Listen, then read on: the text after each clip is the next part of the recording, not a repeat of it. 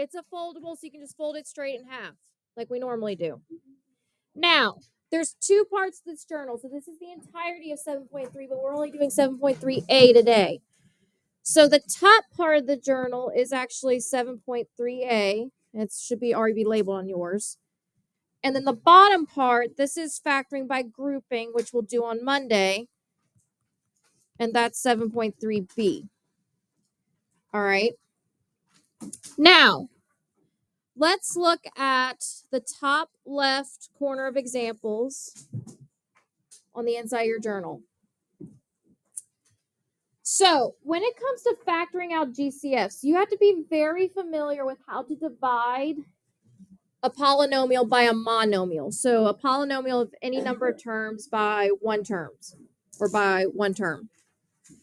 So, the easiest way to do this is what they're dividing by for each of these are the GCFs of their given expressions above. So, for example, 3 is the GCF of 9x plus 12. So it's the GCF of 9x plus 12.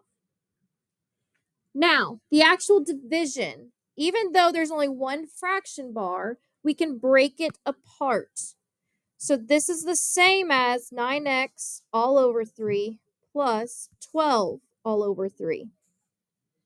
And the reason we can do that is because since that plus is there, that means that the division by 3 applies to both terms. All right?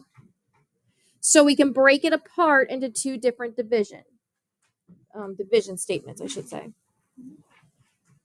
So let's think about it. What's 9x divided by 3? 3x. And then what's 12 divided by 3?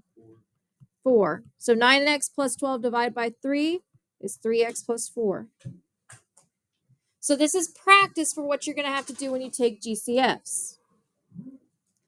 Now, what about number 2? Guys, heads off desk, please. So what about number 2? So in this case, y is our GCF of this statement here. So 5y squared plus 7y. Why do you think y is the GCF? Why is y the GCF?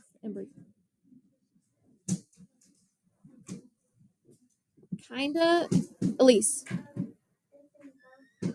It's in both terms. There's at least one y in both terms. All right.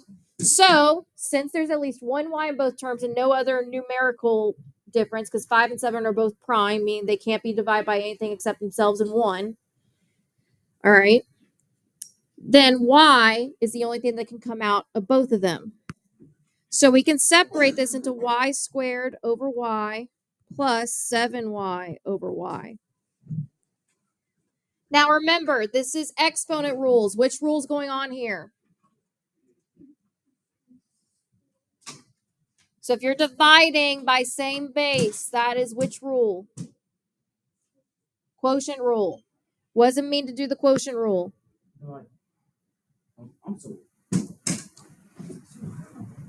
So you are dividing, but what do you do with the exponents? You subtract them. So I would put ones in front of these variables so you know they're there, because you're going to do the big number divided by the big number like normal, but then subtract the exponents. All right. So what's 5 divided by 1? 5. Now, y squared divided by y is the same thing as y2 minus 1. You're subtracting the 2. Remember, these have exponents of 1.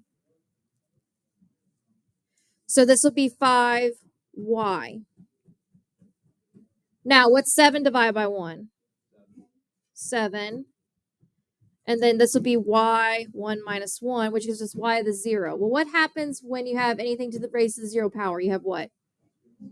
You get 1. Anything raised to the 0 power is 1. So this is the same thing as 7 times 1, or just 7. Another way to think about it, since you have a y over y, what's anything divided by itself? Not nothing. It's 1. So they cancel out. That's another way you could think about it. So this would be the answer to that division. So a lot of this, guys, is just flat out exponent rules. So that's why knowing those exponent rules are really, really important. Specifically, product and quotient. Those are the two that you'll probably use the most often. All right, look at number 3. So again, 5a squared would have been the GCF. All right. Now, why is 5a squared the GCF here?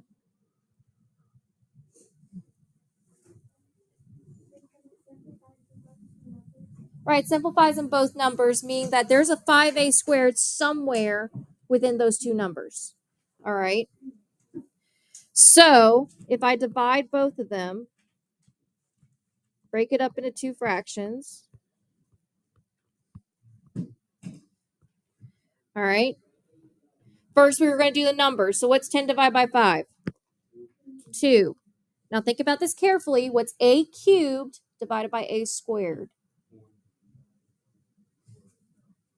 A cubed, or a to the third, divided by a squared, or a to the second.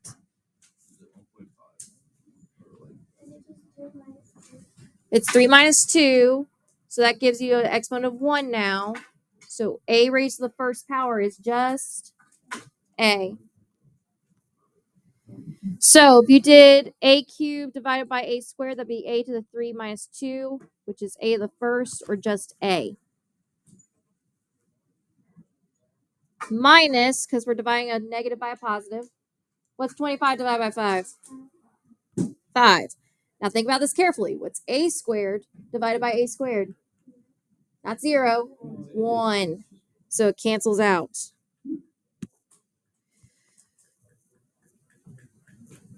So our solution would be 2a minus 5.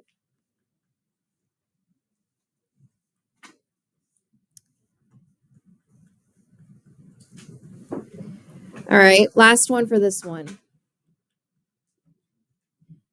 So 14m to the 7th plus 21m to the 6th minus 49m to the 5th, all over 7m to the 5th.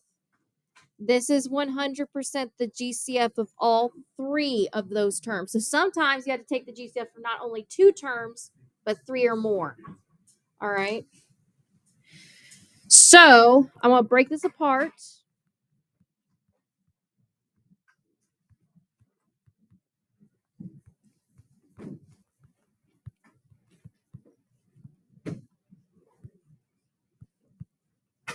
All right, so now we got 3 separate division problems. So let's do this one at a time. What's 14 divided by 7? What's m to the 7th divided by m to the 5th? It'd be m squared. Because if you had m raised to the 7 minus 5, that would give you m to the 2nd power. Plus, what's 21 divided by 7?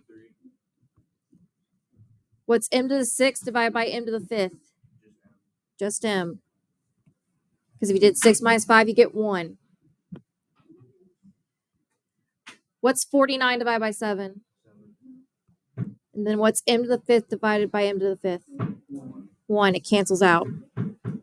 So 2m squared plus 3m minus 7 is your answer.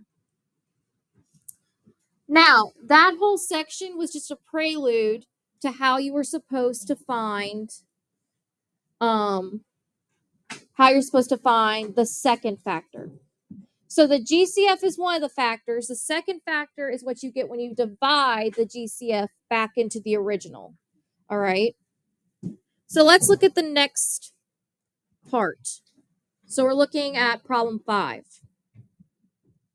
Now, I'm going to teach you guys a strategy that it's not necessarily the easiest way to find the GCF, but it is the most accurate. All right. Because sometimes some GCFs are really easy to spot, others not so much. All right. So if you were looking at this, what would you think the GCF was? It's probably 5. But here's a way you can check. We're going to create something that I like to call a factor tree. So essentially what you do is you're breaking the term down into its base factors. All right. So 15j, what can I separate 15j into? I would just start with 15 times j. All right. So 15j, break it apart. Now, j we can't break down any further because the only thing that can be divided into j evenly is itself and 1. 15, however, we can keep breaking down. What can we break down 15 into? 5 and 3. And then can we break down 5 and 3 anymore? No. So these are our factors for 15j. Then 10. We're not really worried about the negative sign because since 15 is also not negative, we don't need to factor out a negative. But 10, what could I break 10 into? 5 and 2. So these are my factors because neither one of them can break down anymore. Now, if you're looking at the circled factors, what do both of those circles have in common? They both have a 5. And that right there is our GCF. So our GCF is 5. Now, here's a great trick. If the division confuses you, all right, especially with all the exponents, guess what? Whatever is left in your factor tree after you take out the GCF, that's what you get when you divide. All right. So for what do you think 15j divided by 5 is? 3j. Were we not left with a 3j if we took the 5 out? Is that what's left over? Yeah, that's what's left over. Minus, because we're still dividing by a negative, 2, because that's what's left over from 10. 15j divided by 5 is in fact 3j. And negative 10 divided by 5 is in fact negative 2. So we're not done because if I went in factored form, think about how I asked you to write it with your algebra tiles. What would the actual answer be? So this is one factor. That's one factor. What's the other one? I need 2.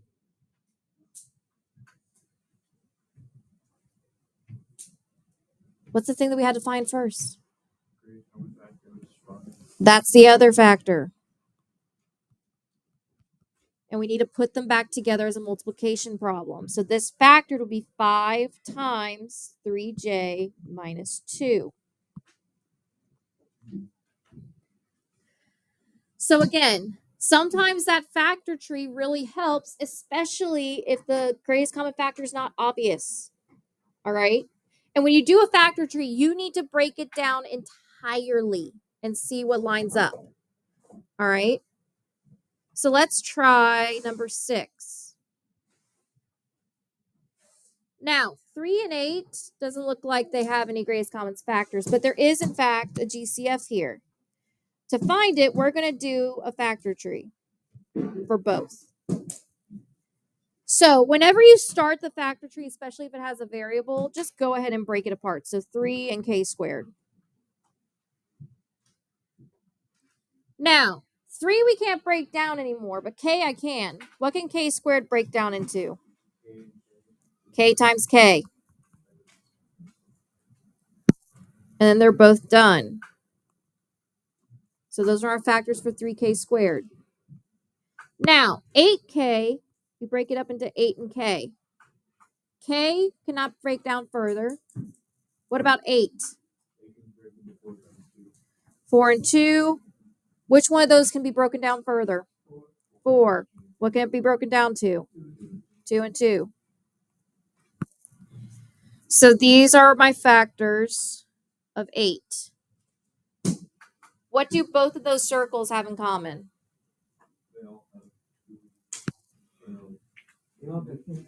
They both have a singular k in it, or at least one k in it. So my GCF would be what? K. So we're going to divide both terms by k. Now, based off of your factor tree, That means that we do have a GCF of k, so that's our first factor. Now we need to figure out what's in the parentheses. What's 3k squared divided by k? No. Not quite. What's left in our factor tree if we took a k out? K and 3, so 3k, right? Plus 8k divided by k. It's just 8. Now, in our factor tree, there's 3 2's left over. But remember, this is breaking down multiplication. So if you have 3 2's left over, multiply them together. So 2 times 2 is what? 4 Times another 2. 8. Right. So that still gives you 8. So this would just be a singular 8. Are there any questions so far? Now, there's one note that I want you guys to make. Because occasionally you will have to factor out a negative, not with any of these examples, but hint, hint, wink, wink, exit ticket. All right. So if you factor out a negative, the only time you factor out a negative, so like your GCF will be negative, is if all terms, not both, all terms are negative. That's the only time you factor out a negative. Or with grouping, you can factor one out if you need to change signs. But when you're factoring out GCFs only, you only factor out negative if all the terms are negative. Guys, heads up. All right, let's try one more together. So look at 8. Now, this is one of those examples where it's not super obvious what the GCF is. All right, so we're going to do our factor trees again. So I'm going to do the factor tree 3 times now. So 10 and R5, we break it down to 10 R the 5th first. Now, 10 we can break down to what? 5 and 2. Now, R to the 5th breaks down to how many R's? 5 R's. So I'm just going to write 5 R's. What about 8R to the 4th? So we write 8R to the 4th. 8 breaks down to what? 4 and 2. And then the 4 breaks down to another 2 and 2. Then R to the 4th is just 4 R's. 14, we get 14R cubed. R cubed breaks down to 3 R's. What about 14? 7 and 2. So these are our prime factors or our base factors. Now, what do each one of those 3 terms have in common? Well, they all got R, but how many R's do they have in common? They all have at least 3. Good. They all have at least 3 R's, and there's one other thing. They all have a 2. At least 1 2. All right. Oh, and this factor is...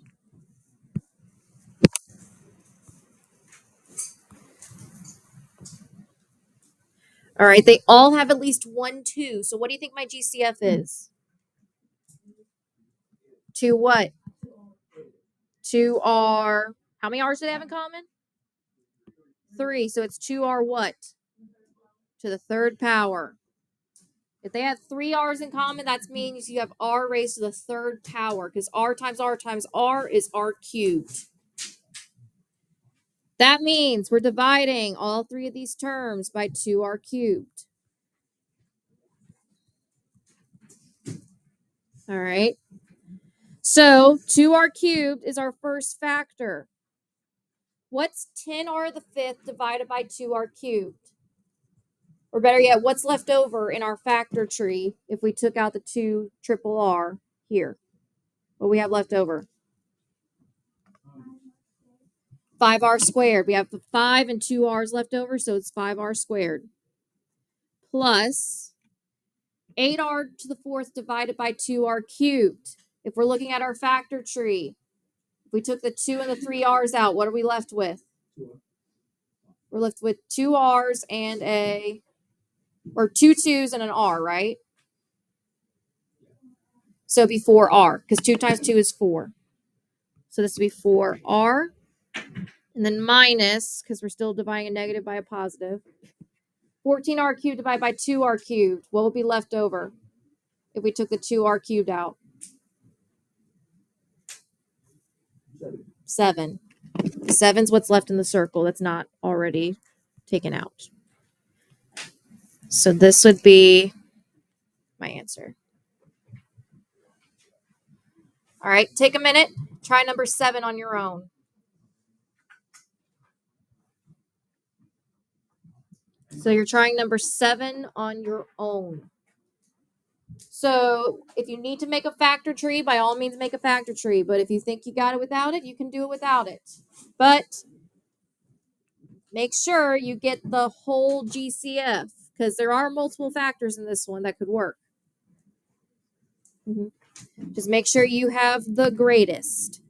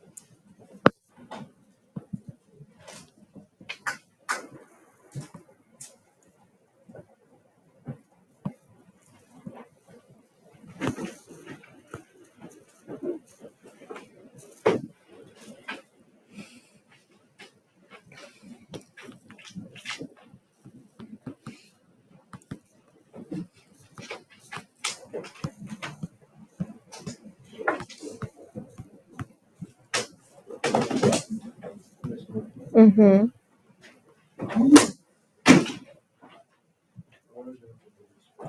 I'll be right there.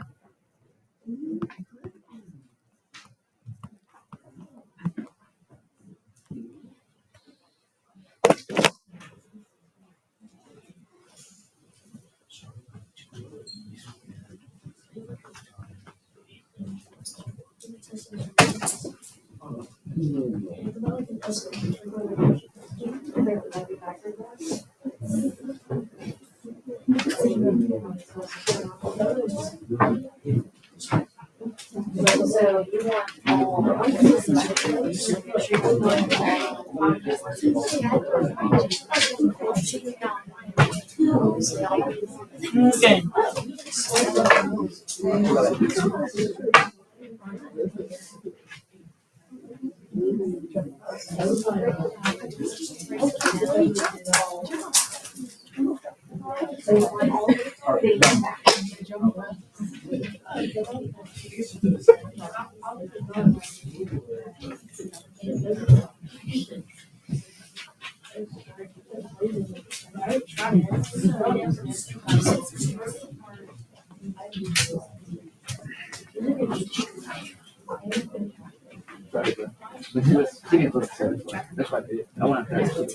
Huh?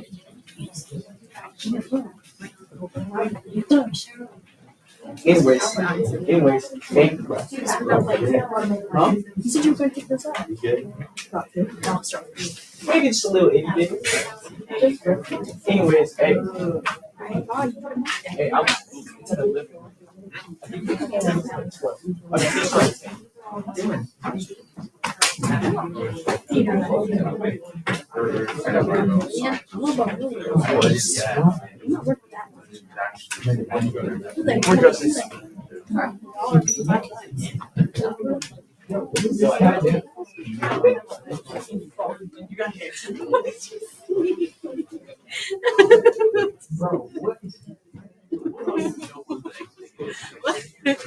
What happened?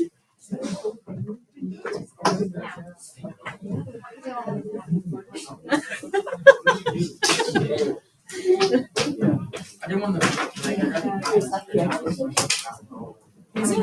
No, it's work. Oh, That's so good. it's for now.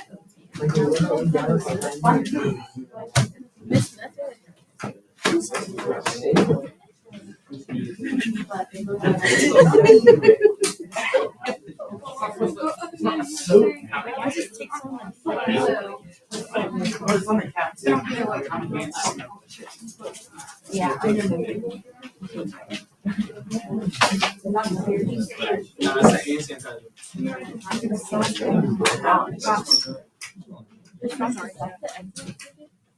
Like,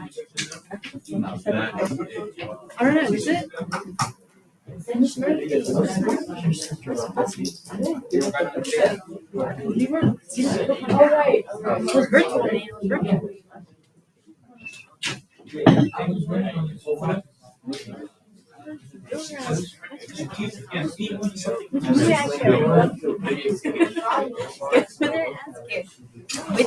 4 minutes.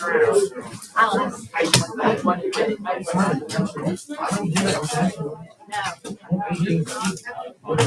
So, guys, shh. Check your answer.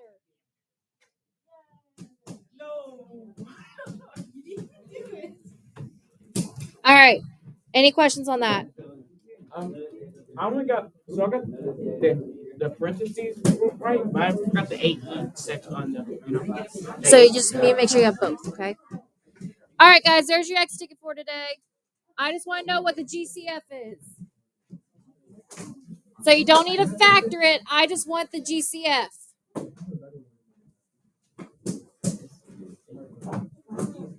And hint, hint, wink, wink, that little note that I said about the negatives. Hint, hint, wink, wink.